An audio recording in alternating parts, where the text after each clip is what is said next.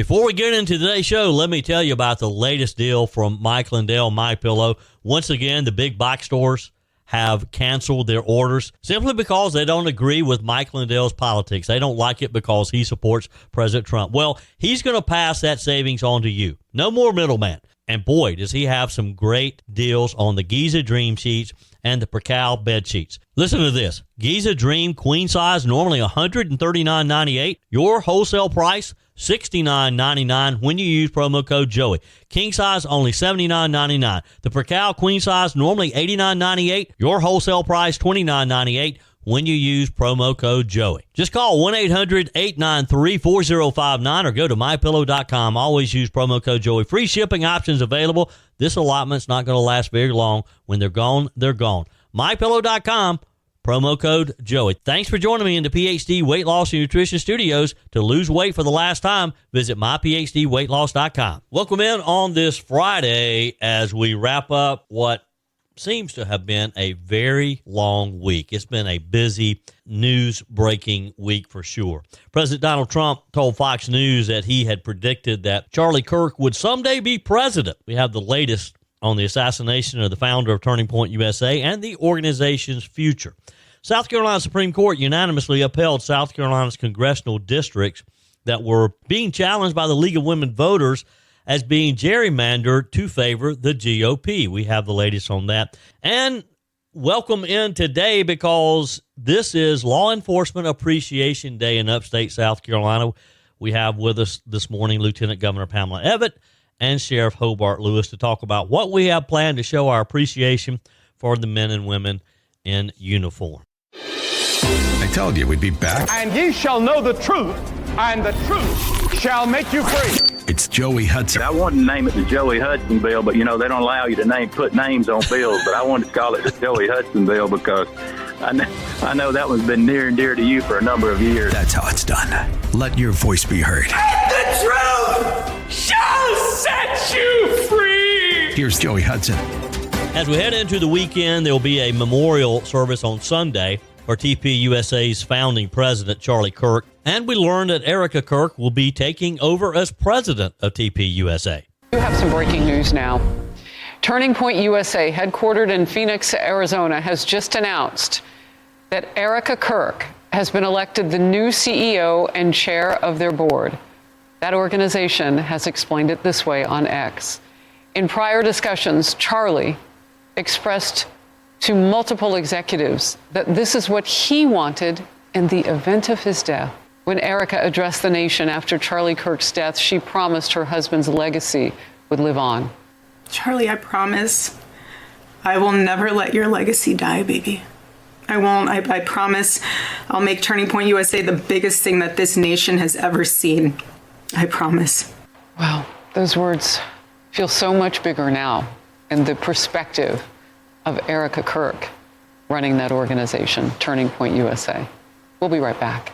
I think that's just the beginning of what we will see from Turning Point USA as they will remember Charlie Kirk. They will continue to mourn his death, his loss, but I think they're more determined than ever to get Charlie's message to as many people as possible across the country. It's been an odd week because, of course, a lot of the news this week has been dominated by developments in the Charlie Kirk assassination case. We've had updates of the accused shooter.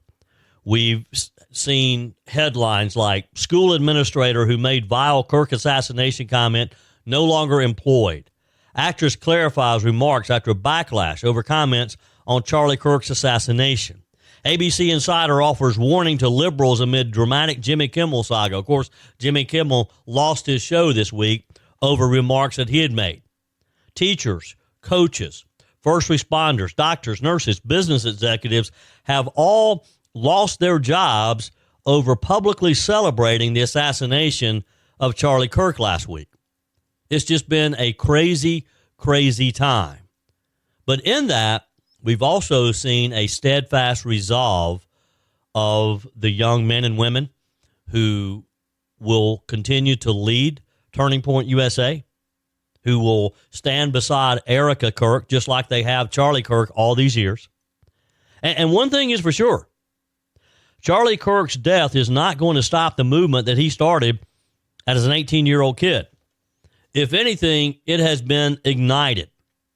In just over a week, since we were all shocked by those images of his assassination, and while many Americans are still trying to wrap their minds around the law, some of the youngest conservatives in the country are already stepping forward to carry the torch. One of them is 19-year-old Brillen Hollyhan. He's a college freshman, a podcast host, and now the face of a new project called One Conversation at a Time. It's a new tour that he just announced. And it's backed by Turning Point USA, by the way, the organization that Charlie founded for this reason, to give young conservatives a voice on campuses where they often feel silenced and outnumbered. Hollyhan says he wants to do exactly what Charlie did best: sit down with people, talk to them, debate them, even disagree with them, but do it face-to-face, not behind the screen. It's something our culture is starving for right now, especially after seeing the violence that ended Charlie Kirk's life. This young man is very dynamic. I met him at the RNC in Milwaukee last year. He told Fox News, "If we've learned anything in the last week, is that you can kill a man, but you cannot kill a movement." Now, that's a powerful line, and he's right. Charlie Kirk was only 31 years old, but he had become one of the most recognized conservative voices in our country. And what made him different was how personal he made it. While others were chasing clicks and likes, Charlie was sitting on college quads at a prove me wrong table, looking young people in the eye and saying, "Let's talk about it." And he would have civil conversations. It would be heated conversations at times, as people would disagree with him and he would disagree with them. Likewise. That's why so many young conservatives felt like Charlie was listening to them, and why his death has hit this generation so hard. Hollyhan actually met Charlie back in 4th grade when Charlie came on his podcast. He laughs that Charlie had big shoes to fill, not just because he was a tall guy, but because he genuinely inspired a generation. And that's the heart of this. He knows he can't replace Charlie, but he can carry on the mission. No one's going to replace Charlie Kirk, but with the leadership of his wife, with the leadership of people like this young man, this Brillen Hollyhan, with the leadership of people like Andrew Kolvac, Charlie's longtime producer. We're going to hear more from Turning Point USA. This movement is not going to die. Now, this latest tour is going to be in 10 major universities across Southeast. 30 or 40,000 students each are on these campuses. He's going to Florida, South Carolina, Mississippi. And his goal isn't to yell or to lecture, he said, is to make conservatism feel like a conversation again. It's not without risk. He admits that after Charlie's assassination, the threats against him have spiked and they become disturbingly specific. So much so that he's now escorted by a security detail just to get to class. He said for the first time in his young political career, he actually thought about walking away from it all, but he said, "I can't just stop." And folks, these are the type of young people that give us hope. Give us hope that Charlie Kirk's legacy is going to continue. And based on what I've seen this week, I think that legacy is going to be bigger and better than ever. According to Brillen Hollyhan, Turning Point USA had asked him to do this tour.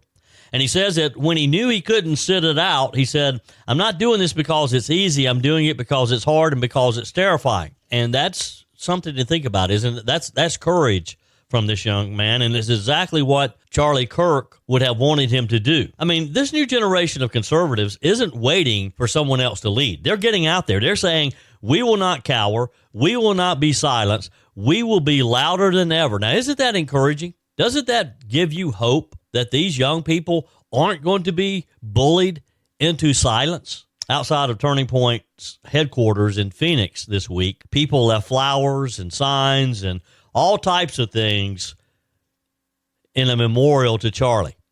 One of them read simply, "Carry the torch."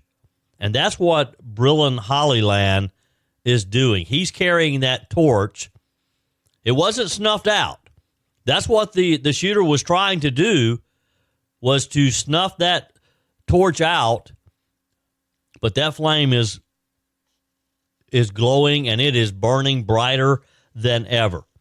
As he put it, There's never been a more impactful figure for Gen Z, and there never will be. And so to continue Charlie's life and legacy, I'm honored to launch this tour bolder and louder than ever before. And that, friends, might be Charlie Kirk's greatest legacy. That even in death, he's still sparking a movement, one conversation at a time, one young man, one young woman at a time. And we're going to see this explode, I think. We're going to see young people more involved, more concerned about the future of our country, and they're not going to be ignored. They're going to insist that the adults in the room, that we do what's best for this country. And if we don't, they're going to hold us accountable. Again, it is just so encouraging to see people like Brill and Hollyland and the thousands and thousands that we will see in the coming months and years that are taking up Charlie Kirk's torch. Let's be honest, those summer vacations and backyard barbecues added some extra pounds, right? But instead of feeling guilty or falling further behind, it's time to reset, drop the weight, and get back in control. The solution isn't a shot. Real lasting weight loss starts with your mind, not your mouth.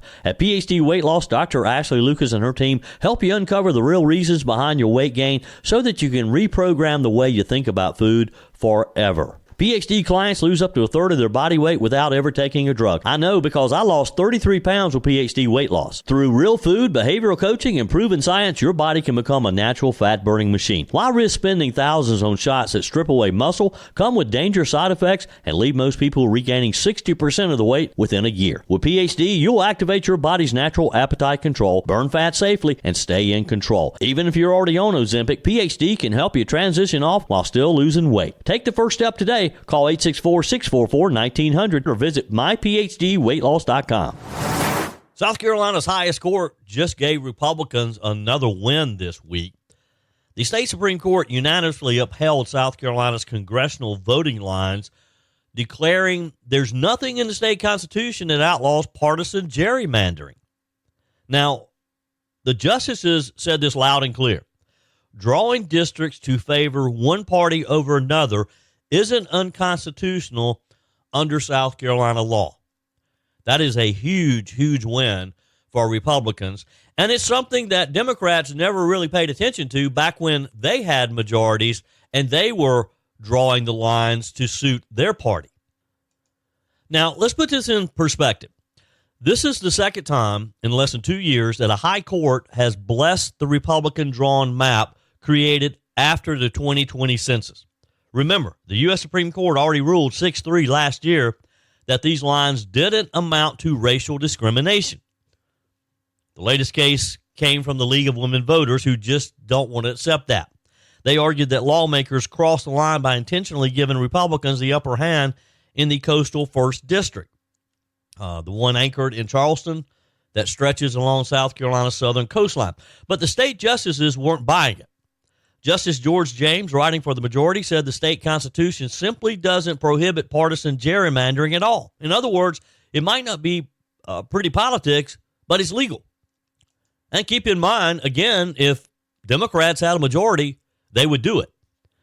Chief Justice John Kittredge added a note of caution, saying that while this particular challenge didn't work, it's possible a future case could rise that's more compelling, that raises constitutional issues. Bottom line is, though, this case is over. Republican leaders at the State House were quick to declare victory. Senate President Thomas Alexander said that the ruling finally resolves years of litigation and proves that what they've said all along, that the maps are fair and that they are lawful. And that's big news. Senate Majority Leader Shane Massey was even more blunt, accusing the ACLU and the League of Women Voters of being far-left activists who are mad about losing at the ballot box. Massey said that if they don't like the results, maybe they should ditch their far-left positions like gender transitions for children and get in step with South Carolina values. That's good advice. Folks, here's why this matters politically. South Carolina has 7 congressional seats. 6 of them are currently held by Republicans. The only Democrat left is Jim Clyburn, who's been there for decades. And talk about gerrymandering. The state legislature has to go to extremes to keep a district that a Democrat can win in because it's just tough for Democrats in South Carolina. The 1st district that was in question, which includes Charleston, Mount Pleasant, the fastest growing coastal suburbs, was the one district that had shown signs of turning a little bit purple. Democrat Joe Cunningham flipped it blue in 2018, which was a very big surprise for most. 2 years later, Republican Nancy Mace, she won it back. And after the new GOP-friendly map was drawn, she cruised to re-election in 2022 and again in 2024 without any issues at all. Now, Mace, of course, is eyeing the governor's mansion. It looks like she's going to be a candidate in 2026. The first district primary is already heating up. Dorchester County Councilman Jay Byers jumped in last week, joining State Representative Mark Smith, retired Air Force pilot Alex Pelbath, and retired Dr. Sam McCowan. On the Democrat side, you got 4 candidates: Robert Beers, Mac DeFord, Max Diaz, and Myra Rivera Vaquez. But they're facing an uphill climb because a Democrat just can't win in the 1st Congressional District. In fact, again, Democrats can't win in any of the other districts other than James Clyburn's district that was drawn specifically for him, gerrymandered for him. Now, you've got groups like the League of Women Voters fuming over the ruling. They argue the court just gave politicians a green light to keep drawing maps to protect their own power. What the League of Women Voters would like is a constitutional amendment to ban partisan gerrymandering. But let's be honest, that's a long shot, number one. But again, in South Carolina, it's just going to be tough to draw a district that favors Democrats. The demographics just aren't there. And by the way, it takes a supermajority in both chambers just to ask voters if they want to change the Constitution, which is likely not going to happen. Even the ACLU blasted the ruling, saying it ushers in an even greater entrenchment of political extremism. I guess they view conservatism as extremism. And Chief Justice Kittredge, while siding with the majority, again admitted he's concerned about where all this is heading, saying legislatures across the country are racing to erase minority party representation, and it's hurting our constitutional republic. And he's right. In some states, they're redrawing the lines. South Carolina could very easily, and I think the legislature could justify eliminating the one Democrat district we have now by way of James Clyburn. Again, if they did what was right, if they just simply drew the lines based on population, there wouldn't be a Democrat district in South Carolina. That's what we need to understand, and that's what we need to acknowledge. The bottom line is, though, unless the U.S. Supreme Court steps in again with a new national standard, nothing's going to change here.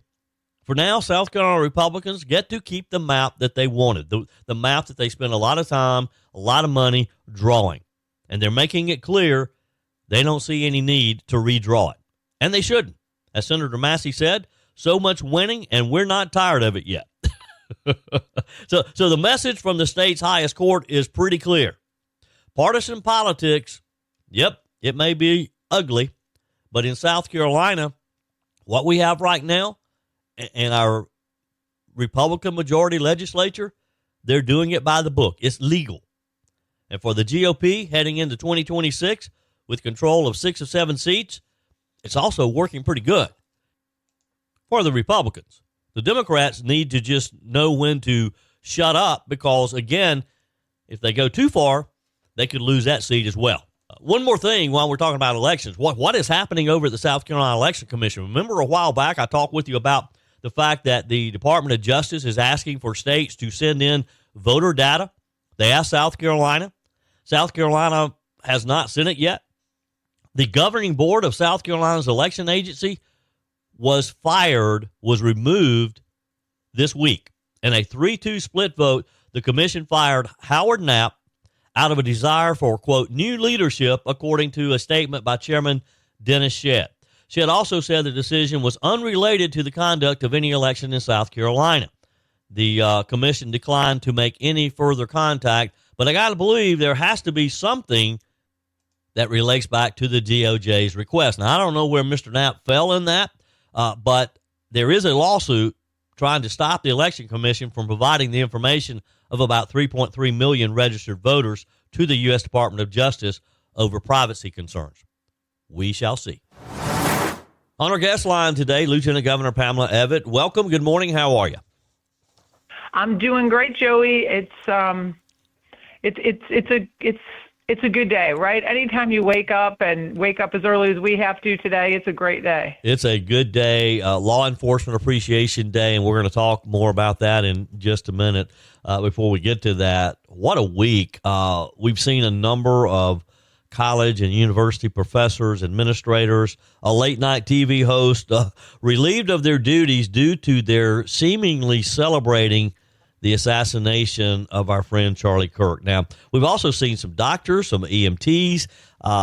Doesn't seem to be anybody who hasn't been at risk here if you're posting those types of hateful comments. So let's talk about this, because I'd like to say that these schools, businesses, organizations had just done the right thing, but in most cases, they had to have some public pushback before they took this action. In Clemson's case, it took a letter from Speaker Merle Smith and Senate President Thomas Alexander for them to have a special board meeting.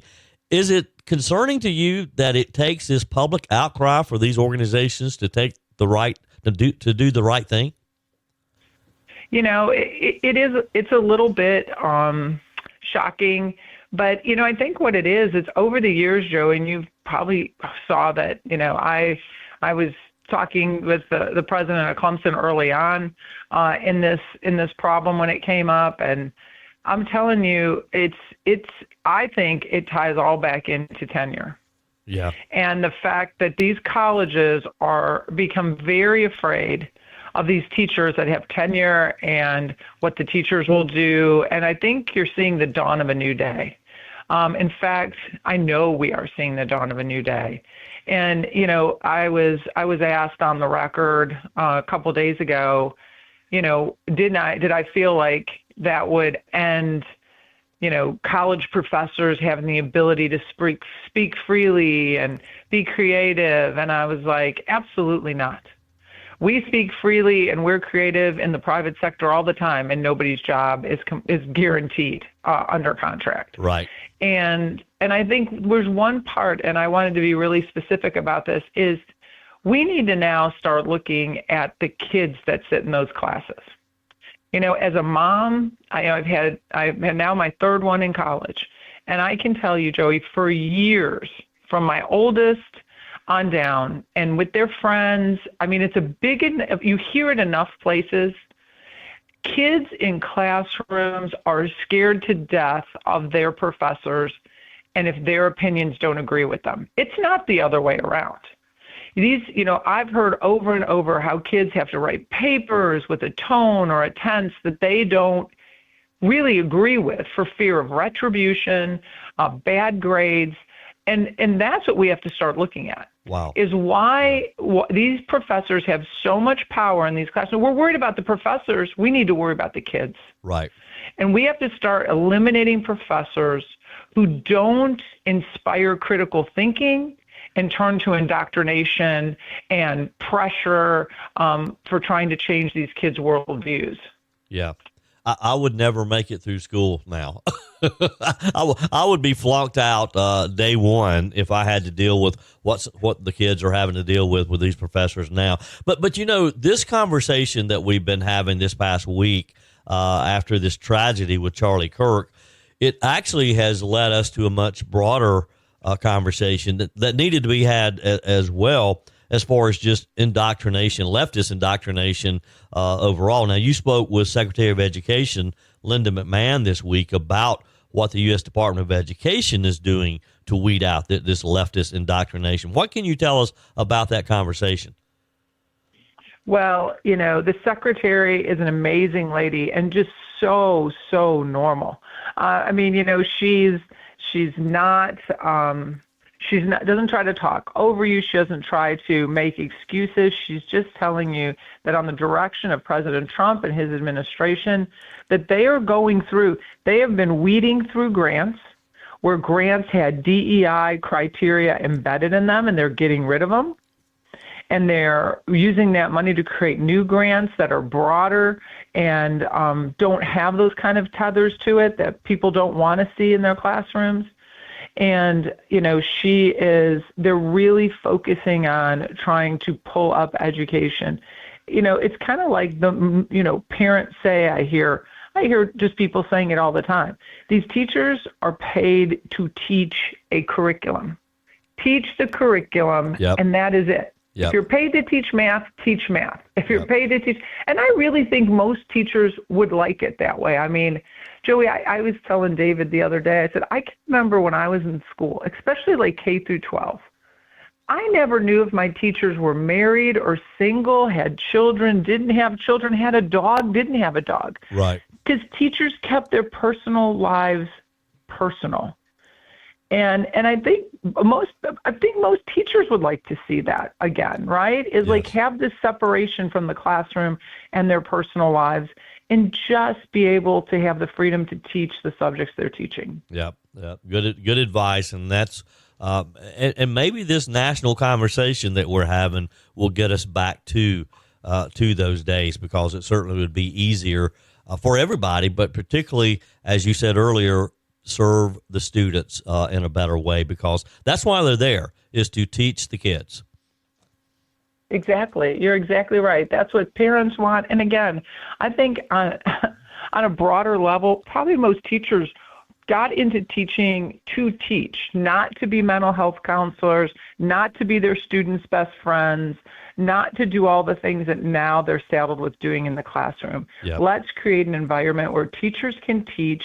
And really, I'll tell you, Joey, when I was in college, my best professors, if you're out there listening and you're a professor, the telltale sign for me of a great professor is you can argue both sides of any argument. Yep. And have your class never know what you truly believe. Right. Exactly. That's how you teach critical thinking. Yep. All good advice, and I hope there's some professors listening today that will take that advice as well. Today is a very special day, Law Enforcement Appreciation Day. In just a little while, you and I will watch these about 600 or so law enforcement officers come through the line, get breakfast, coffee, T-shirts, and prizes that have been awarded throughout this week.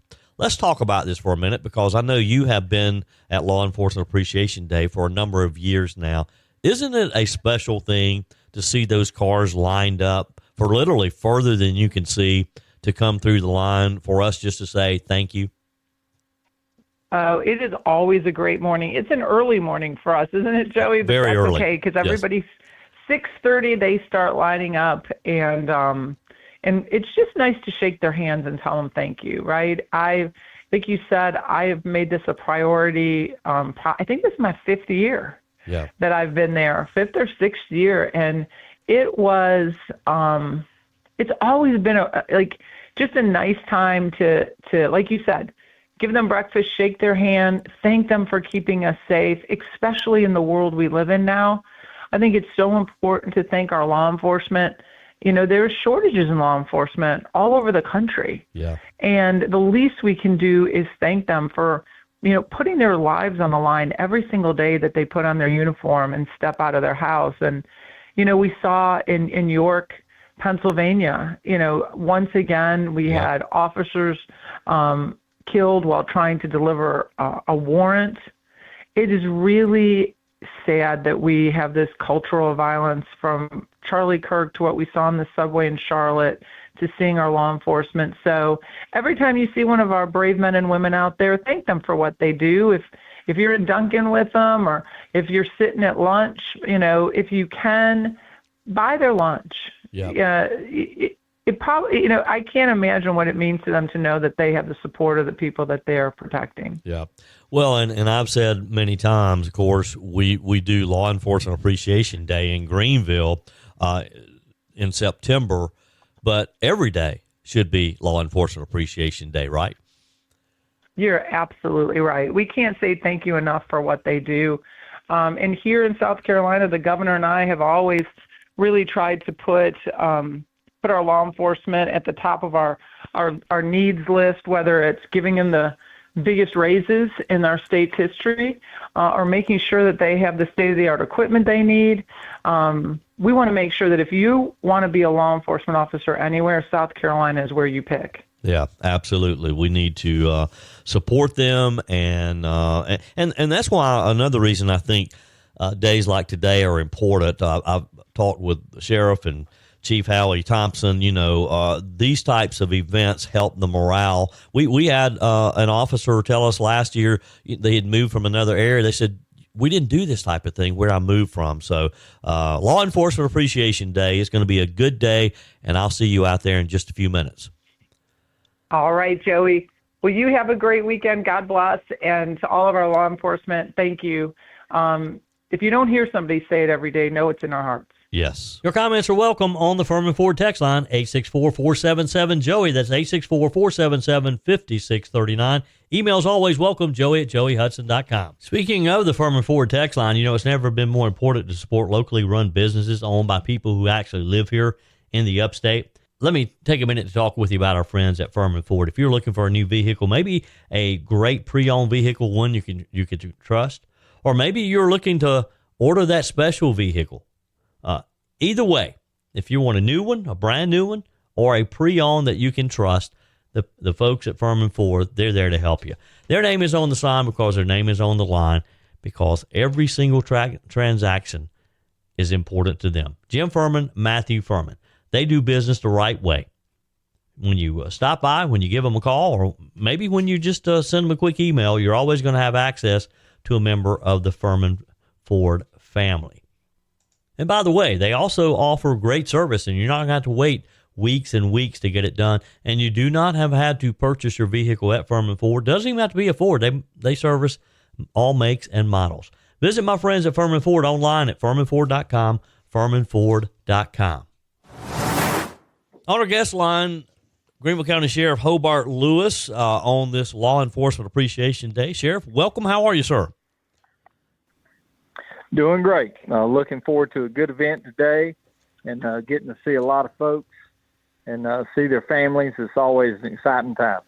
It is, Sheriff, and I've been involved with Law Enforcement Appreciation Day for a number of years now, and I got to tell you, it's one of my favorite days of the year because as we're standing there, and we get started pretty early setting up, 4:45, 5 a.m., and in just a while, those cars will start lining up. And I'll tell you, it's just a real blessing to see all of those law enforcement cars lining up literally at the downtown airport all the way back to South Pleasantburg. And it's just a day, Sheriff, for the community to come together and to say thank you. Thank you to you. Thank you to the men and women in the sheriff's office and all the other law enforcement agencies around the county. So, I appreciate you joining me. Let's talk for a minute, Sheriff, if you would, and share with us from a law enforcement perspective what law enforcement appreciation means to you and to the men and women in the sheriff's office. Well, to give the men and women that do the work every day in law enforcement here in the Upstate an opportunity to drive through and, get a gift bag, get a biscuit, get a drink, but to see the people giving it to them, and to see, the sponsors and all the people that participate, knowing that they have that community support and what can be such trying times and the things they deal with on a daily basis, and see the smiles on their face. And, a lot of people don't know this, but we have a lot of them that bring their families with them. They may have their wife or their kids, people, in or out the school, like you say, it's early in the morning.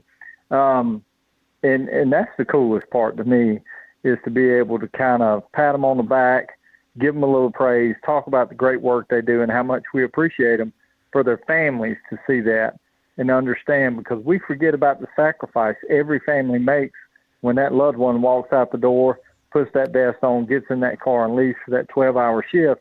We lose sight of that sometimes. So that's certainly my favorite part. Yeah, that's very true. Sheriff, last year, a couple of us were talking to an officer, and I don't remember which agency he was with, but he had moved here from another area of the country, and he was just blown away with Law Enforcement Appreciation Day and what took place. And he said, we didn't have this where I moved from. Is this kind of unusual, and does this help? Does a day like Law Enforcement Appreciation Day, where the community says thank you, does that impact the morale among your men and women? Absolutely. We do have, if you look back, just talk about that 2020 and COVID and all the things that were going on in the summer of 20 and protests and all that stuff. It was not a popular job to have to work in law enforcement or public safety in any way. But those moments, those lead events, again, to have people come out and let these law enforcement personnel in the Upstate know that this community supports them and stands behind them and stands beside them out here as they do their work, and they pray for them. They know they're thinking about them. You can tell it just fills their lungs up with just kind of a little bit of hope that what they're doing out here is making a difference. And we hear a lot of comments. We hire a lot of folks from other parts of the country that move here because this is a great place, best place in the world to live. And we are fortunate enough to have them come to work here, and they tell us, man, I have been missing out. I should have moved here 20 years ago. So it is important, and it's very special. Yep. Greenville County Sheriff Hobart Lewis is with me today, and today is Law Enforcement Appreciation Day, and in just a short while, we will open the lines, and law enforcement from around Greenville County will be able to drive through the downtown airport, get some coffee and breakfast and T-shirts and all kind of prizes that have been given away throughout this week. Sheriff, I've always said that today's great. I love it. But Law Enforcement Appreciation Day should be every day because you guys are out there every day protecting our community. Are there other programs and initiatives within the Sheriff's Office that kind of fosters these relationships with the communities throughout the year?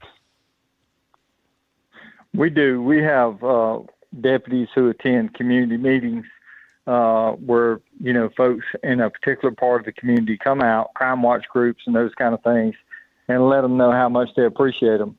We have our families of fentanyl overdose victims once a year, and those families have been impacted significantly and had a very close interaction with law enforcement.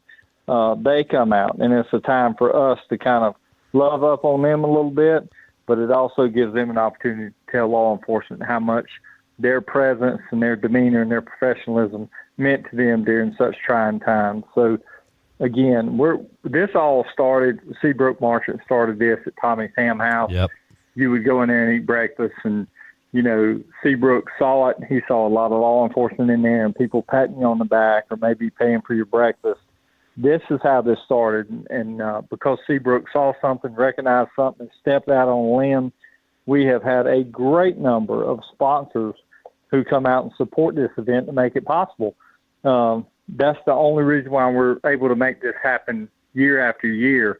And, I think that's important to look at those sponsors who believe in what's going on and believe in law enforcement, believe in the sacrifice and the job they do, is a heavy reminder of how this community supports law enforcement.